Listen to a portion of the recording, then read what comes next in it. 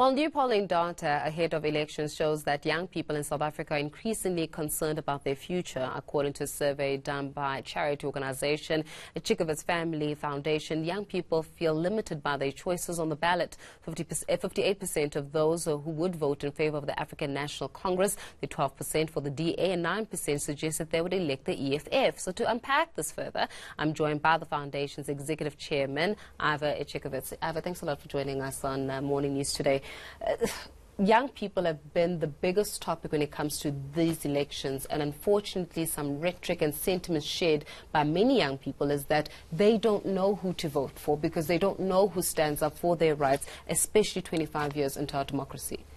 Young South Africans, the demographic we're talking about, 18 to 24-year-olds, are our future. They are the people that are going to be the business leaders, the politicians, the decision makers, the thought leaders, and their opinion is probably the most important opinion in the country, and that's why we've gone out and done scientific polling data to see what these people really think, and we've done it right across the political and economic spectrum, and it's quite a big sample, and this disillusionment is the one theme that comes out all the time.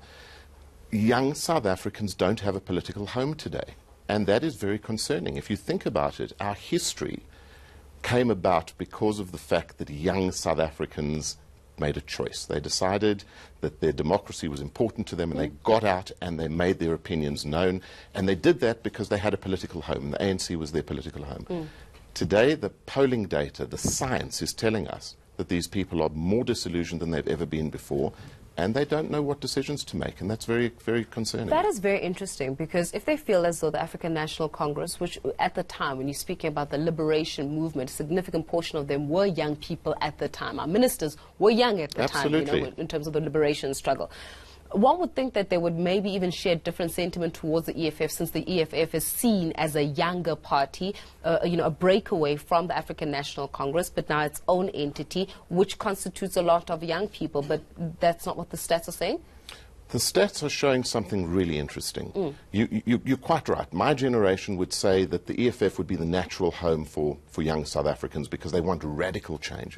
But what the science is showing is they don't want radical change. 81% of the people that we polled believed that land redistribution would be bad for the country. Now, that is really interesting. And I have to ask about your sample size. When you're saying this 81%, is it across the economic playing field, across the country? Absolutely. Hundreds of young South Africans, 18 to 24 years old, and that's kind of the sweet spot, very evenly distributed between the poorest of the poor, middle class, wealthy South Africans, right across the colour spectrum. This is a real sample of what South Africa represents today. 81% do not believe that something like land distribution would be good for the country. Now, that's not what kind of popularist belief is. We're also finding other really interesting things. Young South Africans are very pessimistic about Africa. 30% of young South Africans believe that Africa is going in the wrong direction, completely. So we've got Afro-pessimism added to the fact that there's no political home, added to disillusionment, added to a question mark about the democratic process itself. A lot of young South Africans don't believe in the democratic process. Only 50% voted in the last election. 75% say they're going to vote in this election, but the truth is that it probably won't be much more than 50%. That means that these people are going to find another way to make their voices heard. And that completely ties in with what's going on in the rest of the world. How are they going to make their voices heard? And I'm going to ask you the million-dollar question. If you can say this right, you perhaps have solved all of our problems for the next 25 years. What do young people want, and how do we give it to them? My concern is that young people right now don't know what they want. If you take the data, you'll probably find that what young people want is they want a voice. They want their voice to be heard. They want a political home. They want a society that they can feel part of, that they can feel inclusive and included in. And it isn't what our society is today, but this is not unique to South Africa. It's really interesting. This data ties in with what's going on in the rest of the democratic world. And there's now a question mark as to whether democracy is really the way to achieve change.